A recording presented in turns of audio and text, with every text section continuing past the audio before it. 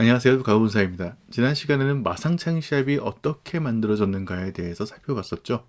오늘은 지난 시간에 다루지 못했던 이야기, 그러니까 마상창 시합은 어떤 규칙으로 진행됐는가를 살펴보고자 합니다.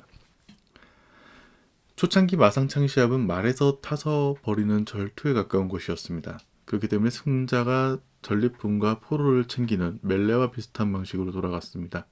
승리의 결과로 챙긴 전리품을 팔기도 하고 포로로 잡은 상대편을 몸값 받고 풀어주는 것으로 참가자들은 돈을 벌었었죠.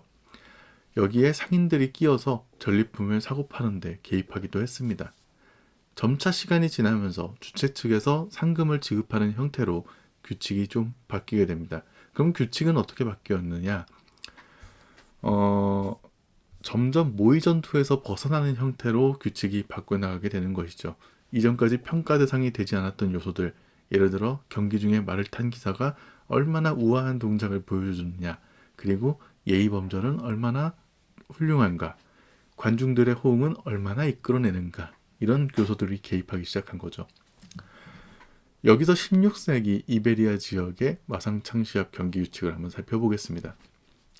규칙을 보면 갑옷을 완전히 차려입지 않는다든지 혹은 갑옷의 문장이나 장식이 올바르게 부탁되지 않은 참가자들이 실력과 무관하게 우승 자격이 박탈된다는 점을 볼 수가 있는데요. 단순히 전투 기술만을 기사의 기준으로 보지 않았다는 점을 찾아볼 수 있는 거죠. 이는 기사도가 정착하기 시작하면서 자리 잡은 현상이라고 볼 수 있겠습니다. 경기 규칙에서도 이런 부분들이 일정 부분 반영이 된 모습을 볼 수 있습니다. 예를 들어서 타격이 금지된 부위를 공격하지 못하게 한다던가 이런 규칙이 있는 거죠. 또 한편으로는 사람들에게 보는 재미를 주기 위해서 기사의 기술을 과시할 만한 액션을 규칙을 통해 유도하는 모습을 볼 수 있습니다. 예를 들어서 투구를 맞춰서 벗겨낸다든지 아니면 투구가 벗겨진 충격이 상대 기사에게 출혈이나 이가 부러지는 것과 같은 부상을 입혔을 때 가산점을 주는 모습을 볼 수 있는데요. 이것은 경기에 극적인 재미를 더하기 위해서일 겁니다. 또한 충돌과 함께 일어난 충격이 상대방을 낙마시키는 방향으로 이루어지는 것, 이런 것들 역시 보는 사람들에게 충분히 엄청난 스펙타클로 다가갈 수 있는 장면이겠죠. 한편으로 이러한 상황들이 숙련된 기사들의 대결에서는 쉽게 볼 수 있는 장면은 아니라는 점을 보여주는 거기도 합니다. 지금까지 아주 짧게 마상창 시합의 규칙을 살펴봤습니다. 다시 한번 짚어볼게요. 마상창 시합이 점수를 매긴다라는 것은 마상창 시합이라고 하는 것이 모의 전투라기보다는 하나의 게임 같은 성격으로 옮겨갔다는 것을 뜻합니다.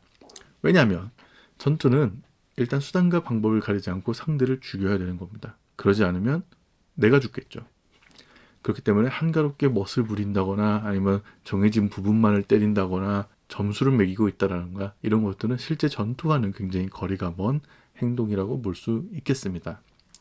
규칙의 정비 그리고 그 마상창 시합만을 위한 경기장의 구조가 나오고 갑옷의 형식도 마상창 시합에 맞춰서 달라지게 됐다는 점은 평화와 함께 마상창 시합이 전투가 아닌 스포츠로서 그 성격이 달라지고 있음을 볼 수 있는 사례라고 얘기할 수 있겠죠.